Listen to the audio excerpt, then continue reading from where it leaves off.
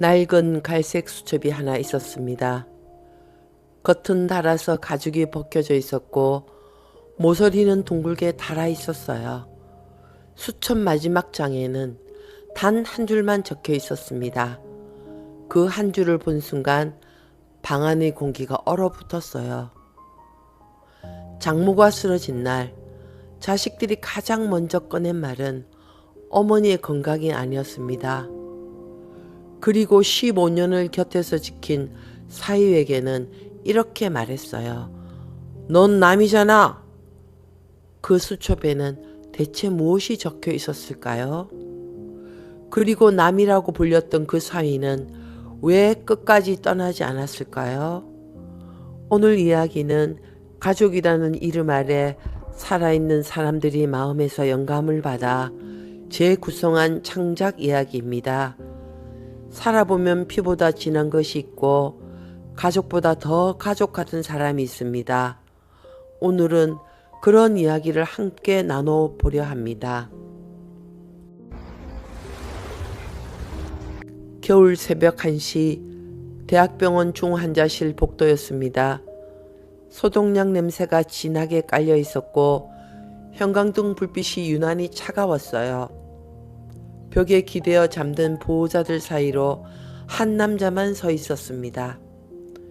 외투 주머니에 두 손을 찔러 넣고 중환자실 문 앞에서 한 발짝도 움직이지 못하고 있었어요. 철민이었습니다. 몇 시간 전 장모가 요양원 마당에서 쓰러졌다는 연락을 받았어요. 구급차에 실려왔고 뇌출혈이라는 진단이 떨어졌습니다. 응급수술이 끝난 뒤 중환자실 문이 닫혔고 철민은 그 앞에서 밤새 서 있었어요. 운동화끈도 제대로 묶지 못한 채 튀쳐나오던 모습 그대로였습니다. 철민은 장모의 사위였어요. 정확히 말하면 장모의 큰딸 수진의 남편이었죠. 수진은 5년 전 병으로 먼저 세상을 떠났습니다. 보통이라면 아내가 세상을 떠나면 장모와의 인연도 자연스럽게 멀어지기 마련이에요. 그런데 철민은 떠나지 않았습니다. 장모가 운영하는 작은 요양원을 15년째 챙기고 있었고 아내가 떠난 뒤에도 그 자리를 지켰어요. 요양원에 가면 수진의 흔적이 남아 있었습니다.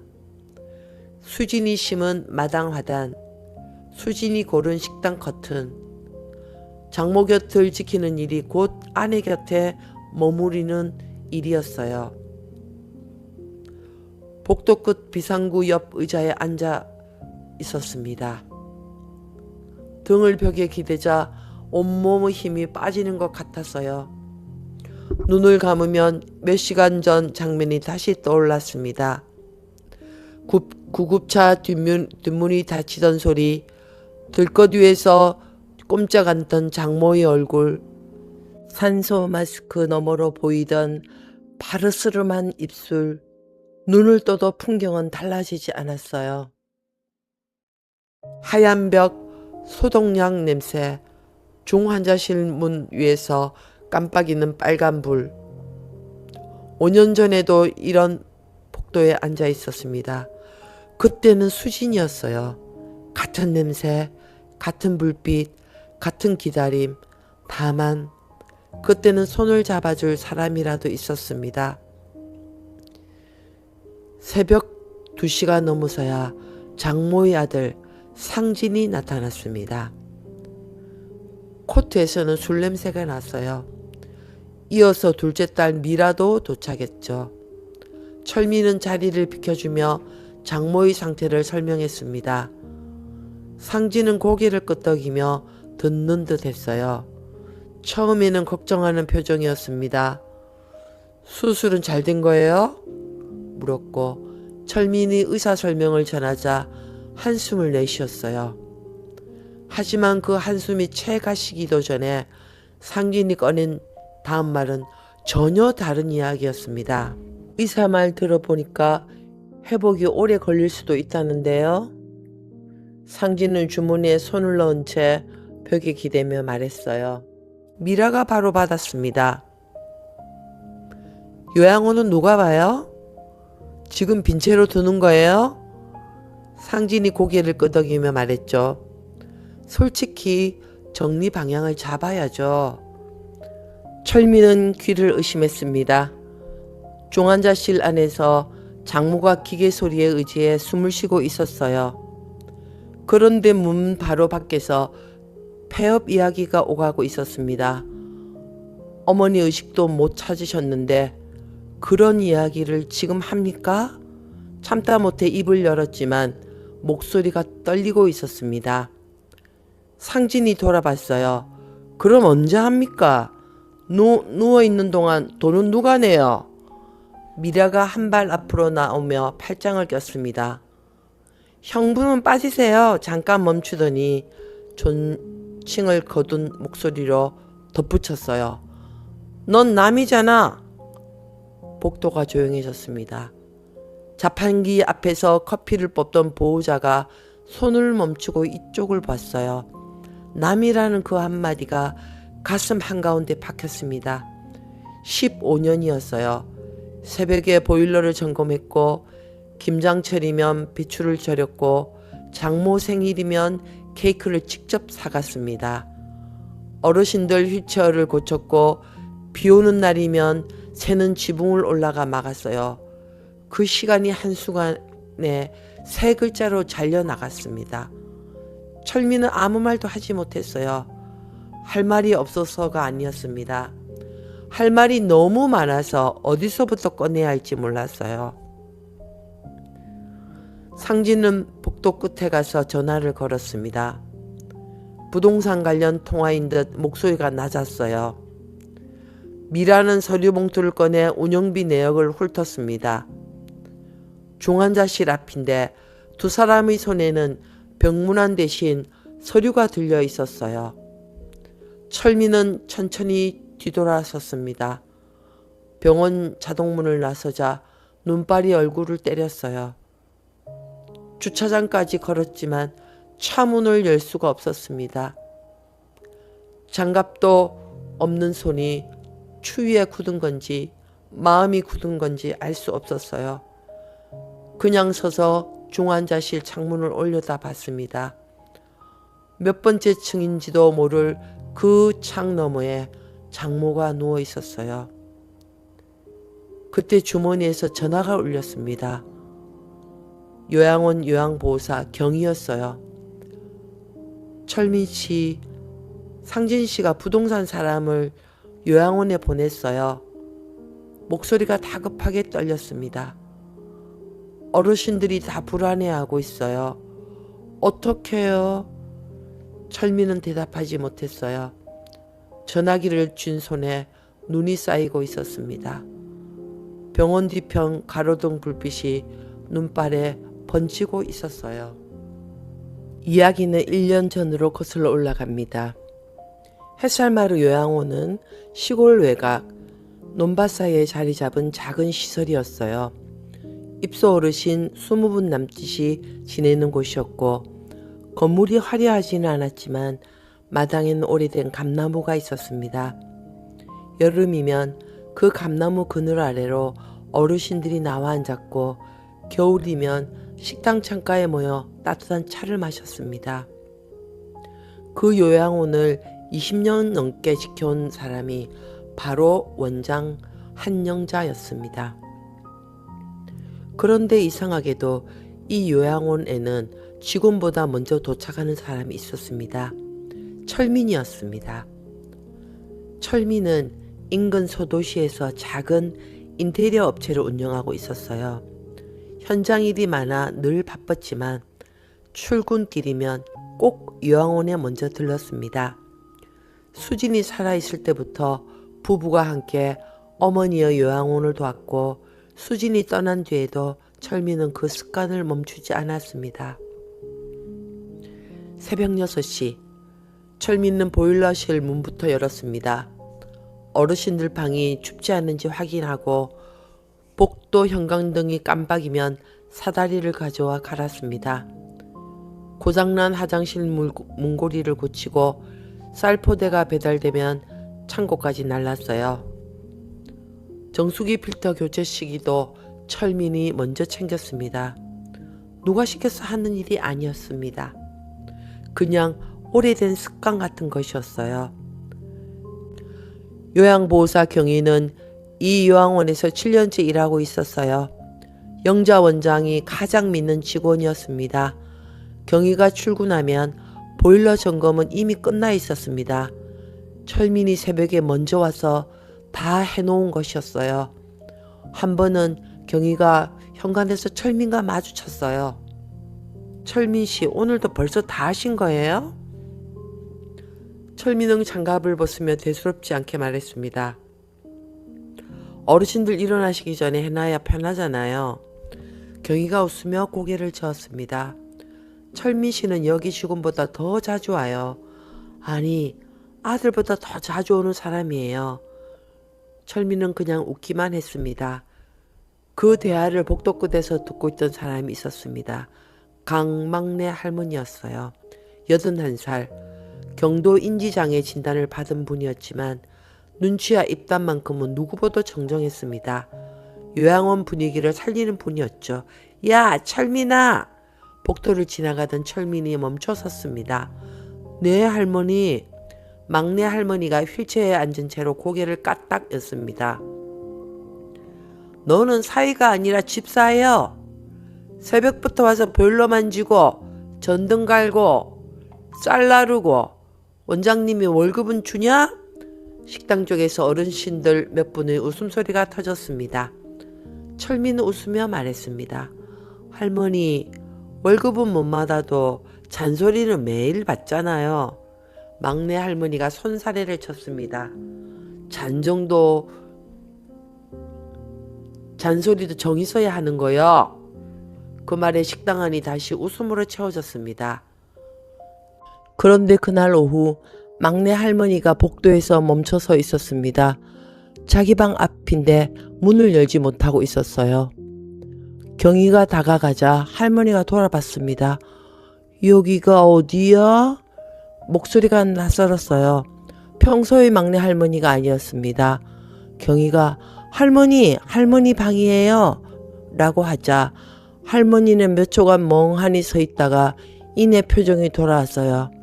아이고, 내가 왜 이러지? 웃으며 방으로 들어갔지만 경희는 돌아서면서 얼굴이 굳었습니다. 장모 영자는 사무실 창문 너머로 철민을 자주 바라보았습니다. 마당에서 어르신들과 이야기하고 창고에서 짐을 나르고 말없이 고장난 곳을 고치는 모습을 볼 때마다 마음 한쪽이 이상하게 저려왔습니다. 아들 상진은 몇 달째 요양원에 오지 않았고 딸 미라도 설 이후로 발길이 뜸했습니다. 하지만 영자는 누구에게도 자식들 흉을 보지 않았어요. 다 바쁘니까 그렇지. 늘 같은 말이었습니다. 오늘날 저녁이었습니다. 어르신들 취침 준비가 끝나고 복도가 조용해진 뒤 철민이 원장실에 서류를 갖다 주러 들어갔습니다. 영자는 책상 스탠드 불빛 아래서 작은 갈색 가죽 수첩에 무언가를 적고 있었어요. 꽤 오래되어 보이는 수첩이었습니다. 가죽이 여기저기 벗겨져 있었고 모서리도 둥글게 달아 있었습니다. 어머니, 뭐 적으세요? 영자는 수첩을 가볍게 덮었습니다. 별거 아니다. 표정은 평온했지만 수첩을 덮는 손이 조금 빨랐습니다. 철민은 더 묻지 않았습니다. 어머니가 괜찮다고 하면 괜찮은 거라고 생각하는 사람이었으니까요. 하지만 원장실을 나오면서도 그 수첩이 묘하게 마음에 남았습니다. 며칠 뒤 점심시간이었습니다. 철민이 어르신들 직판을 나르고 있을 때였습니다. 막내 할머니가 불쑥 말했습니다. 원장님, 영자가 돌아봤습니다. 아들보다 사이가 낫다니까. 식당이 잠깐 조용해졌습니다. 곧 어르신 몇 분이 웃었지만 영자는 바로 웃지 못했습니다. 잠시 창밖 감나무를 바라봤어요. 그리고 천천히 고개를 돌렸습니다. 그날 밤 영자는 혼자 원장실에 앉아 다시 갈색 수첩을 펼쳤습니다. 스탠드 불빛 아래에서 한참을 생각하더니 조용히 한 줄을 적었습니다. 적고 나서도 한동안 펜을 내려놓지 못했어요. 무엇을 적었는지는 아무도 몰랐습니다. 그로부터 2달 뒤 주말 점심이었습니다. 오랜만에 아들 상진과 딸 미라가 함께 요양원을 찾았어요. 어르신들이 반가워했고 영자도 아침부터 부산하게 움직였습니다. 직접 된장찌개를 끓이고 자식들이 어릴 때 좋아하던 반찬을 하나하나 준비했어요. 계란말이를 부치면서 콧소리까지 흥얼거렸습니다. 오랜만에 가족이 식탁에 함께 앉는 날이었어요. 그런데 분위기가 어딘가 달랐습니다. 상진은 연신 휴대전화만 들여다봤어요. 화면에 부동산 관련 기사가 떠 있는 게 곁눈으로도 보였습니다. 미라도 젓가락을 들면서 눈은 전화기에 가 있었어요. 부동산 앱이었죠.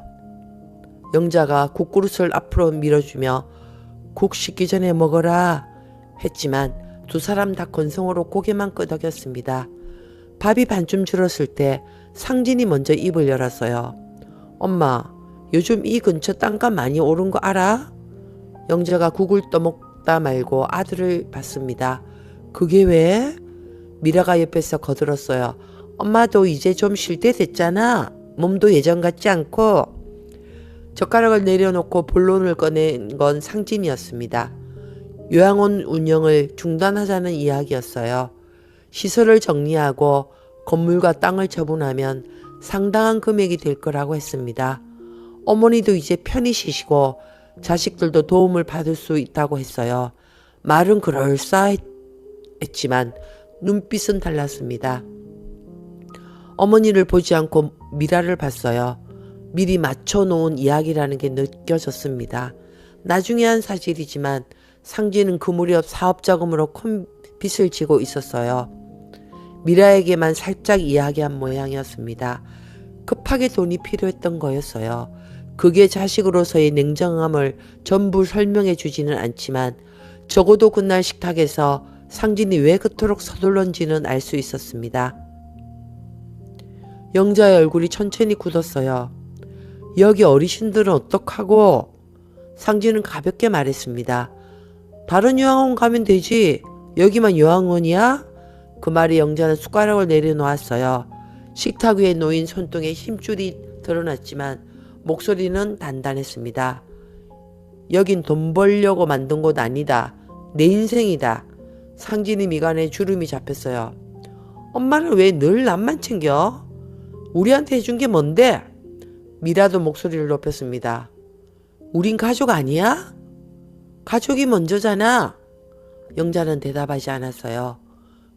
고개를 숙이고 밥그릇만 내려다 봤습니다. 계란말이가 그대로 남아 있었어요. 아침에 콧노래를 부르던 사람과 같은 사람이라고 보기 어려울 만큼 어깨가 작아져 있었습니다. 식당 너머 복도에서 휠체어 소리가 멈춘 것을 아무도 눈치채지 못했어요. 막내 할머니가 식당 입구에서 이야기를 듣고 있었습니다. 평소와 달리 한마디도 하지 않았어요. 입술을 꾹 다문 채 영자의 등만 바라보고 있었습니다. 철미는 부엌에서 설거지를 하다가 높아지는 목소리를 들었어요. 끼어들고 싶었지만 참았습니다. 장모와 자식들 사이에 사이가 났을 자리가 아니라고 생각했어요. 하지만 젖은 그릇을 잡은 손에 힘이 들어가 손마디가 하얗게 변했습니다. 식사 자리는 그렇게 끝났어요. 상진과 미라는 밥을 다 먹기도 전에 일어섰고 마당을 가로지르며 전화를 걸었습니다. 상진의 전화 상대가 부동산 중개인이라는 것을 경희가 나중에 알게 되었어요. 이미 이 근처 시세를 알아보고 있었던 것이었습니다. 그날 저녁 어르신들 사이에 불안한 공기가 돌았어요. 정수 할아버지가 철민에게 조심스럽게 물었습니다. 여기 없어지는 거 아니지? 철민은 웃으며 고개를 저었지만 대답하는 목소리에 확신이 없었어요. 밤이 깊어진 원장실. 영자는 불을 끄지 않았습니다. 갈색 수첩을 꺼내 방문 기록을 적었어요. 상진과 미라가 온 날짜, 그리고 그들이 꺼낸 이야기를 짧게 메모했습니다. 펜을 멈추고 한참 창밖을 바라보다가 낮은 목소리로 중얼거렸어요. 사람 마음이 왜 이렇게 변하는 건지. 장마철이 왔습니다. 그해 여름은 유난히 비가 잦았어요. 어느 날 밤 천둥 소리가 요양원 지붕을 두드렸고 빗줄기가 창문을 세게 때렸습니다. 저녁 9시 점호 시간이었어요. 직원이 방을 돌다가 얼굴이 하얗게 질렸습니다. 막내 할머니의 침대가 비어 있었어요. 이불은 젖혀져 있었고 실내와 한쪽이 복도에 떨어져 있었습니다. 비상이 걸렸어요. 직원들이 건물 안을 뒤졌습니다. 화장실, 식당, 세탁실, 원장실 어디에도 없었어요. 요양사 경위가 밖을 확인하러 나갔다가 소리쳤습니다. 후문이 열려 있어요. 그날 오후 배수구 점검을 위해 잠시 열어두었던 후문이 잠기지 않은 채 남아 있었던 거였어요. 폭우 속으로 어르신이 나간 것이었습니다. 경찰에 신고했어요. 보호자에게도 연락이 갔습니다. 영자는 다리가 풀려 의자에 주저앉았어요. 20년 넘게 요양원을 운영하면서 이런 일은 처음이었습니다. 두 손을 무릎 위에 올렸는데 떨림이 멈추지 않았어요. 철민에게 전화가 간 것은 밤 10시였습니다. 집에서 쉬고 있던 철민은 전화를 받자마자 차키를 집었어요. 요양원에 도착한 철민은 우비를 입고 손전등을 챙겼습니다. 영자가 말렸어요. 경찰이 찾고 있으니까 기다려. 하지만 철민은 고개를 저었습니다. 할머니가 평소에 뒷산 쪽 산길을 좋아하셨어요. 제가 그쪽을 볼게요. 그 말을 남기고 빗속으로 나갔어요. 산길은 진흙이 되어 있었습니다. 손전등 불빛은 빗줄기에 부서졌고 두어 번 미끄러져 무릎이 찢어졌어요. 바지에 피가 번졌지만 느낄 겨를이 없었습니다. 오르막에서 발이 빠지며 옆으로 넘어질 때 진흙 속에서 손을 짚으며 문득 수진이 떠올랐어요. 아내가 아팠던 마지막 해 병원까지 업고 갔던 비 오는 날이 겹쳤습니다. 그때도 이렇게 미끄러졌어요. 잠깐 모든 것을 내려놓고 싶었어요. 진흙에 주저앉은 채로 빗소리만 들었습니다. 왜 자기가 이러고 있는지, 남이라는 말을 듣는 사람이 왜 새벽마다 보일러를 점검하고 폭우에 산을 오르는지 답이 나오지 않았어요. 그런데 몸이 먼저 일어났습니다. 생각보다 다리가 먼저 움직였으니까요. 가야 하니까요. 그게 전부였습니다.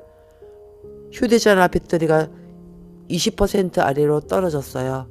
새벽 1시가 넘었습니다. 경찰도 수색이 어려운 상황이라 했어요. 돌아오라는 연락이 왔지만 철민은 멈추지 않았습니다. 겨울과 근처에서 발견했어요. 막내 할머니가 바위 아래 쪼그리고 앉아 있었습니다.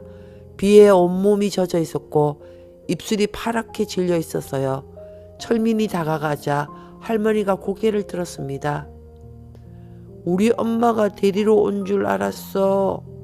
목소리가 가늘게 떨렸어요. 철민은 아무 말 없이 우비를 벗어 할머니 어깨에 둘렀습니다. 그리고 등을 돌려 할머니를 업었어요. 등에 전해오는 체온이 너무 낮았습니다. 진흙길을 걸어 요양원까지 돌아오는데 1시간이 넘게 걸렸어요. 구급차가 와 있었고 막내 할머니는 바로 병원으로 이송되었습니다. 철민은 그 자리에 주저앉았어요. 비에 젖은 머리카락에서 물이 흘렀고 무릎에서 나온 피가 빗물에 씻겨내렸습니다. 다행히 막내 할머니는 며칠 입원 후 건강을 회복하고 요양원으로 돌아왔습니다. 구청에서 시설 안전점검이 나왔고 영자는 시정조치를 빠짐없이 완료했어요. 다음날 철민은 고열로 자리에 누웠어요. 영자가 직접 죽을 끓여왔습니다. 철민의 이마에 손을 대고 한참 말이 없었어요. 손바닥으로 열을 느끼면서 입술을 꽉 깨물었어요. 그러다 조용히 한마디 했어요.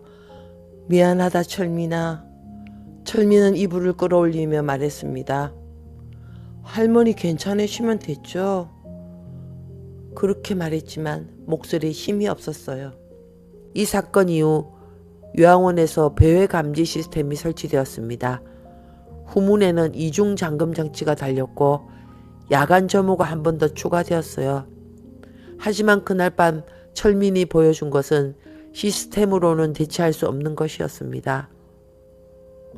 그날 밤 영자는 원장실에서 수첩을 펼쳤어요. 오래 적었습니다. 평소보다 훨씬 많은 분량이었습니다. 적다 말고 펜을 멈추고 창밖 빗소리를 들었습니다. 수첩을 덮는 손이 미세하게 떨리고 있었어요. 가을이 왔습니다. 정수 할아버지의 건강이 눈에 띄게 나빠졌어요.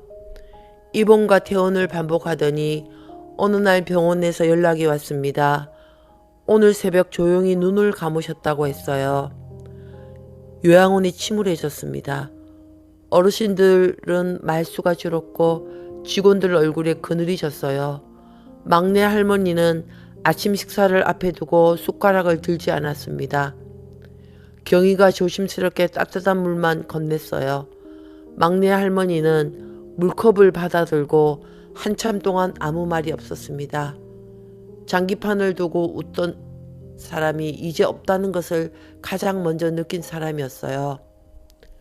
영자가 정수 할아버지의 자녀에게 연락했습니다. 큰아들에게 전화를 걸자 짧은 대답이 돌아왔어요. 해외 출장이라서 못 갑니다. 알아서 해주세요. 둘째에게 전화하자 비슷했습니다. 아, 네.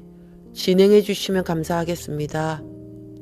전화를 끊은 영자의 손등에 힘줄이 도드라졌어요. 수화기를 내려놓고 한참 동안 책상만 바라봤습니다. 3년 동안 이 요양원에서 살았던 분이었어요. 장기를 좋아했고 막내 할머니 농담에 웃음보가 터졌고 비 오는 날이면 창가에서 조용히 밖을 보던 분이었습니다. 영안실로 모시던 날 철민이 말했어요. 제가 같이 가겠습니다. 경희가 걱정스러운 눈으로 봤지만 철민은 이미 검은 넥타이를 메고 있었습니다. 장례식장은 조용했어요. 조문객이 거의 없었습니다. 비의자가 줄지어 늘어서 있었고 국화꽃 향기만 무겁게 깔려 있었어요. 접수대에 방명록이 놓여 있었는데 이름이 2개뿐이었습니다. 철민은 혼자 향을 올렸어요.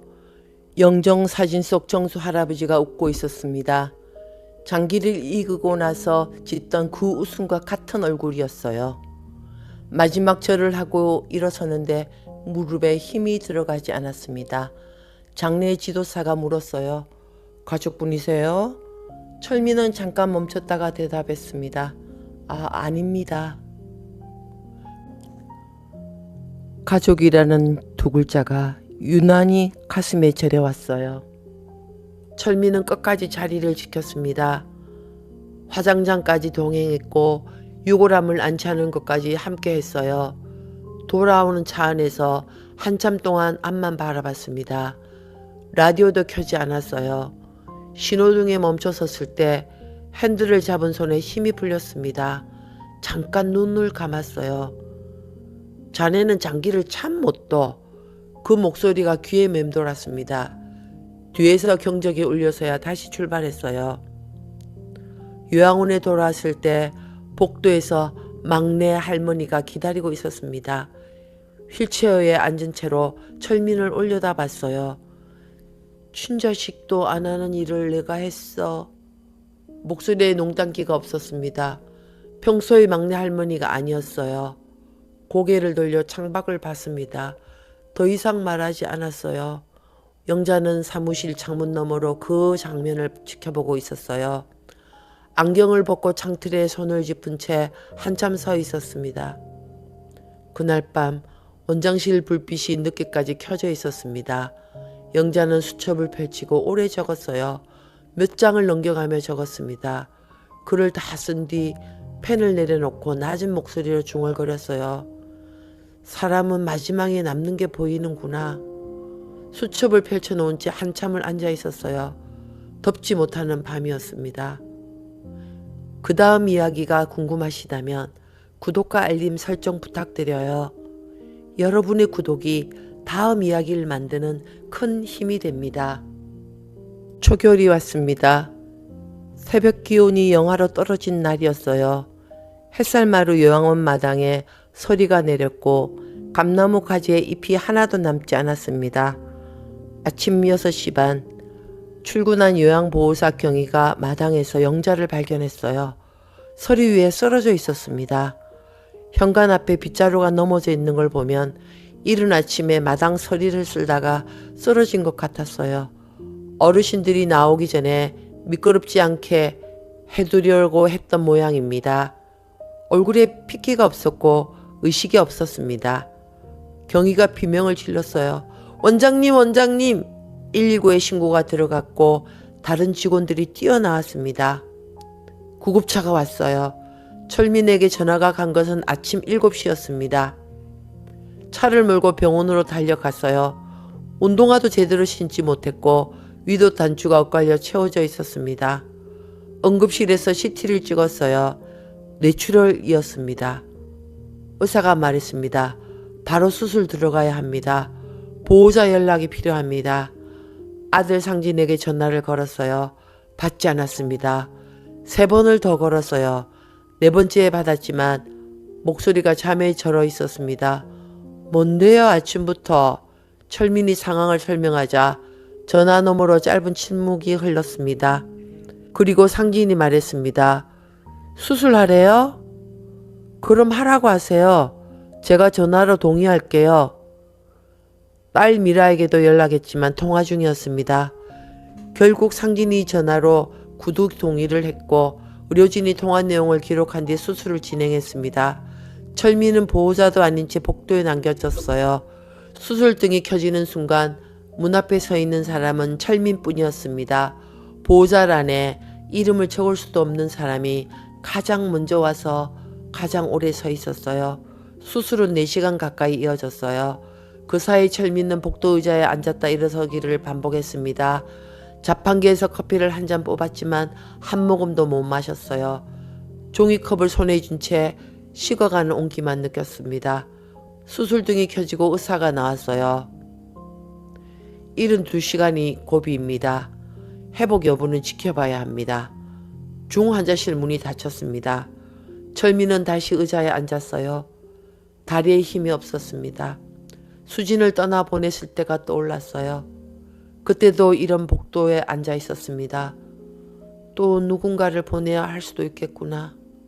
그 생각이 가슴을 짓눌렀습니다. 한편 요양원에서는 어르신들이 독려하고 있었어요. 원장이 실려간 뒤 아무도 아침 인사를 하지 않았고 식당에 앉아서도 숟가락을 들지 못하는 분이 여럿 있었습니다. 어르신 한 분이 식당에서 경희의 소매를 잡았어요. 원장님 괜찮은 거야? 경희는 대답하지 못하고 고개만 저었습니다. 경희는 그 뒤로 임시로 시설 운영을 맡았어요. 구청에도 원장 부재 사실을 알리고 당장 필요한 행정 처리를 하나씩 해나갔습니다. 그리고 바로 그날 새벽 상진과 미라가 병원에 도착했어요. 복도에서 폐업 이야기가 나왔고 미라가 그 말을 했습니다. 넌 남이잖아. 이야기의 처음에서 보셨던 그 장면이 바로 이 밤이었습니다. 일주일이 지났습니다. 영자는 여전히 의식을 찾지 못했어요. 중환자실 기계가 일정한 소리를 내고 있었고 철민은 매일 병원을 찾았습니다. 면회 시간에 맞춰 왔다가 면회가 끝나도 로비에 남아 있었어요. 상진과 미라도 병원에 왔습니다. 하지만 갈수록 이야기의 방향이 달라지고 있었어요. 상진은 회계사를 만나기 시작했고 미라는 부동산 중개인과 통화를 했습니다. 병실 앞 복도에서 서류를 펼치고 요양원 시설 감정 결과를 이야기했어요. 직원 구조 조정 이야기도 나왔습니다. 성년 후견인 신청도 알아보고 있다는 말이 들렸어요. 아직 의식도 돌아오지 않은 어머니의 재산을 미리 정리하려는 것이었습니다. 며칠이 더 지났습니다. 철미는 참았어요. 열흘 넘게 참았습니다. 하지만 상진이 직원 해고 명단을 작성하는 걸 보고 더는 참을 수가 없었어요. 어머니 뜻은 생각해 보셨습니까? 목소리를 낮추고 말했지만 주먹은 쥐어져 있었습니다. 상진이 서류에서 눈을 들었어요. 매형은 왜 자꾸 끼어들어? 병원에 올 때마다 존댓말이 조금씩 사라지고 있었습니다. 미라가 팔짱을 끼며 돌아봤어요. 엄마 재산 문제예요. 형부가 신경 쓸 일 아니잖아요. 철미는 입술을 깨물었습니다. 어머니가 20년 넘게 지키시던 곳입니다. 의식도 돌아오시기 전에 이런 결정을 하면. 미라가 말을 잘랐어요. 서류 봉투를 철민 앞으로 밀었습니다. 형부, 우리 엄마잖아요. 형부 엄마가 아니라. 잠깐 멈추더니 낮은 목소리로 덧붙였어요. 언니는 이미 없어요. 아무도 말을 잇지 못했습니다. 봉투 안에는 시설 운영 중단 검토 자료와 부동산 상담 서류가 들어있었습니다. 상진은 이미 몇 차례 상담을 받아본 상태였습니다. 그 어디에도 사위의 의견을 묻는 칸은 없었어요. 처음부터 철미는 이 일에 끼지 못하게 되어 있었습니다. 상진이 봉투를 가리키며 말했어요. 이건 가족 일이야. 매형은 빠져. 철미는 봉투를 쳐다보지도 않았어요. 그대로 돌아섰습니다. 복도를 걸어 나오는 발걸음이 느렸습니다. 중환자실 창문 너머로 장모의 침대가 보였어요. 하얀 시트 위에 놓은 작은 몸, 기계 소리, 산소 마스크, 15년을 곁에 있었는데 지금 이 복도에서 철미는 아무것도 아닌 사람이었습니다. 그 뒤로도 철미는 병원에 갔습니다. 매일 갔어요. 현장 일이 끝나면 곧장 병원으로 왔어요. 면회 시간에 맞춰 중환자실 앞에 서 있다가 면회가 끝나면 로비로 내려왔습니다. 늘 같은 자리였어요. 창문 옆 자판기 오른쪽 세 번째 의자. 커피를 한 잔 뽑아 들고 창밖을 바라봤습니다. 병원 문 닫을 시간이 되어서야 일어났고 다음 날이면 또 같은 자리에 앉아 있었어요. 어린 시절 부모를 여의고 혼자 자란 철민에게 영자는 세상에서 유일하게 어머니라 부를 수 있는 사람이었어요. 어느새 안내 데스크 직원도 철민의 얼굴을 기억하게 되었어요. 오늘도 오셨네요. 간호사가 지나가며 조심스럽게 말했어요. 철민은 작게 웃으며 고개만 숙였습니다. 장모가 쓰러진 뒤 수술비와 중환자실 입원비는 상진과 미라가 나눠서 부담하고 있었어요. 하지만 그것만으로는 부족했습니다. 영자가 의식을 되찾고 나면 재활 치료가 필요했고 중환자실에서 일반 병실로 옮겨지면 간병인도 써야 했어요. 상진은 그런 이야기가 나올 때마다 말을 흐렸습니다. 일단 깨어나고 나서 생각하죠.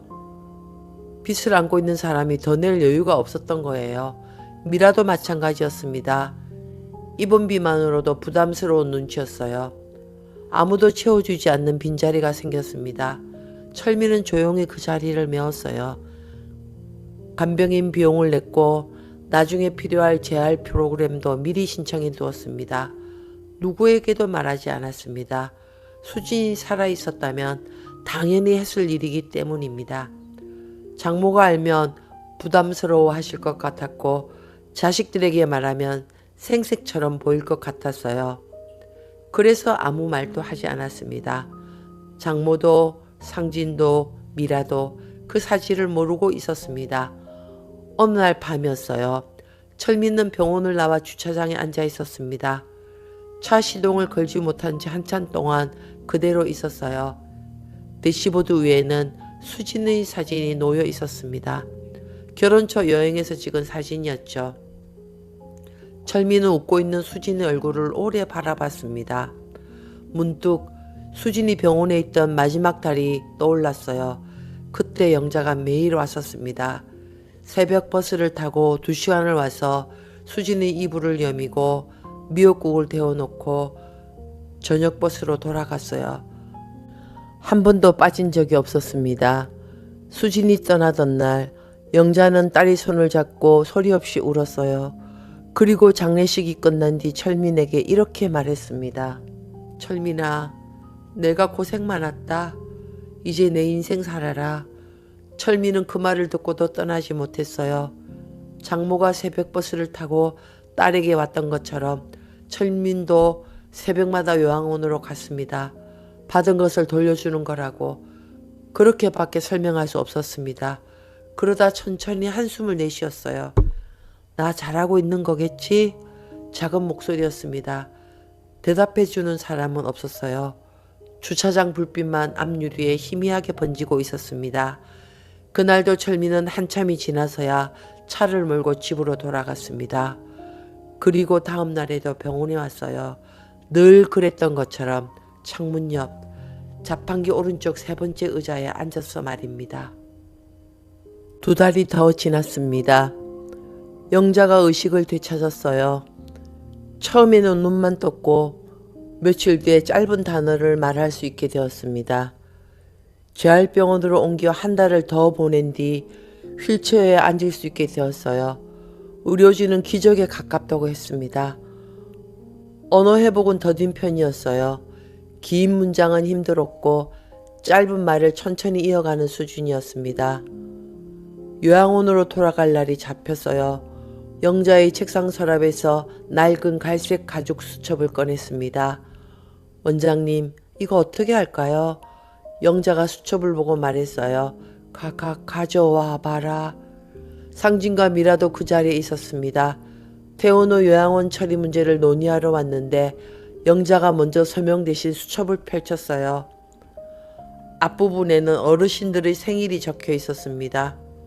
약 복용 기록, 건강상태 메모, 요양원 운영에 필요한 일상적인 기록이었어요. 상진이 시큰둥하게 보고 있었습니다. 별것 아니라는 표정이었어요.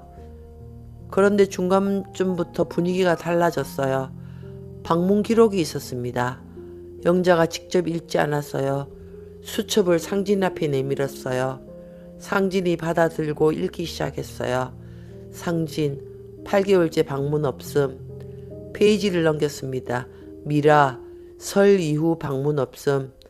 상진이 표정에서 여유가 사라졌어요. 입이 굳었습니다. 미라가 옆에서 수첩을 들여다보다가 입술을 깨물었어요. 다음 페이지부터는 다른 이름이 반복되었어요.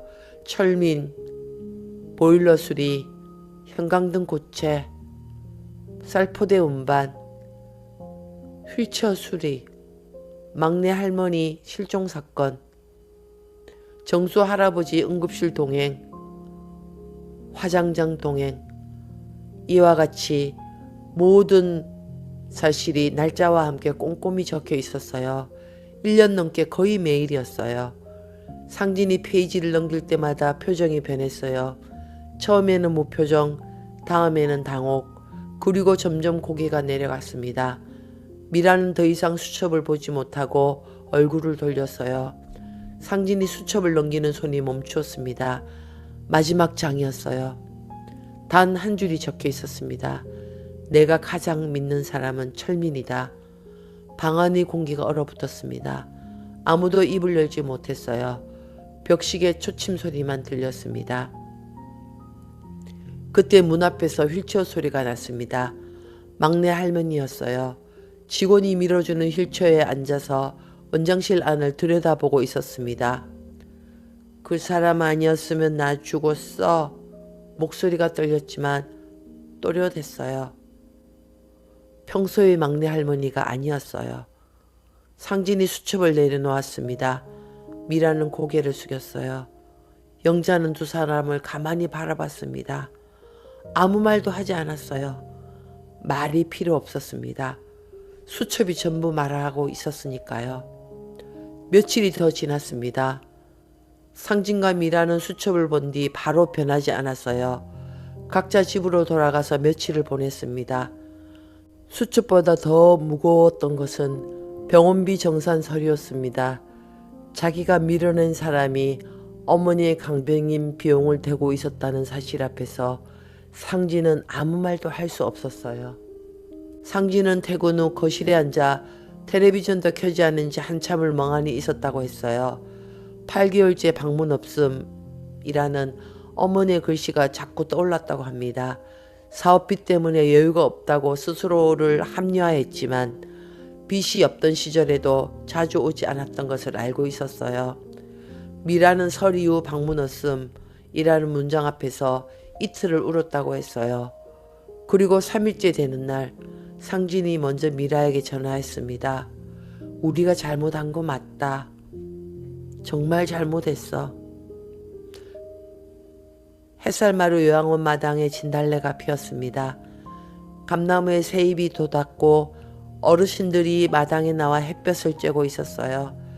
영자가 재활병원에서 돌아오는 날 마당에 사람들이 모였습니다. 직원들, 보호자들, 어르신들, 그리고 상진과 미라. 영자는 휠체어에 앉아 있었어요. 아직 걸음이 불편했지만 표정은 밝았습니다. 마당을 한번 둘러보더니 말했어요. 철민이는 어디 있냐? 상진과 미라가 서로를 봤습니다. 아무도 대답하지 못했어요. 병원에서 내쫓은 뒤 제대로 연락을 하지 않았습니다. 영자의 눈이 차가워졌어요. 짧게 한마디 했습니다. 데려와. 상진이 전화를 걸었어요. 철민은 받지 않았습니다.